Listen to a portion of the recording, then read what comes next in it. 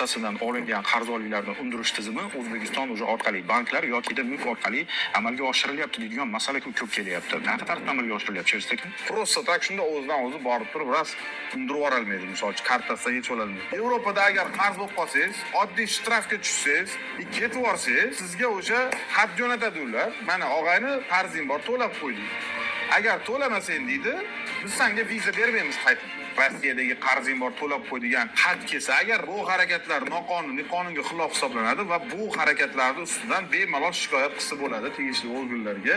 Ko'pchilik nimaga o'rgangan, bundoq uzun qog'oz bo'ladi-da, oxirga tushib turib bitta galchkan bosadi, salom alaykum deb bosaveradi. Agar realni, misol uchun qarzni to'lash imkoniyati bo'lmasa, qo'pol qilib aytganda, mana yo'q hech narsani otib tasha deydi-yu, o'shanaqa holat bo'lsa, o'shanda haqiqatda u невозвратный dolg bo'lib qoladi. Ya'ni qaytmaydigan qarz bo'lib qoladi.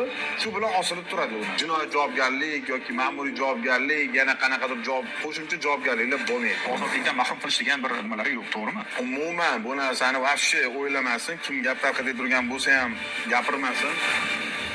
Zaten korona jo'natgan bo'lsa, jo'nataveradi u. U любой, siz Ispaniyada bo'lsangiz ham o'sha yerga ham jo'nataveradi. Chunki o'zini ishini qilyapti. Olishidan oldin men qaytarmayman, kidach qilaman, zaten korona deydigan fuqarolarimiz ham ko'p.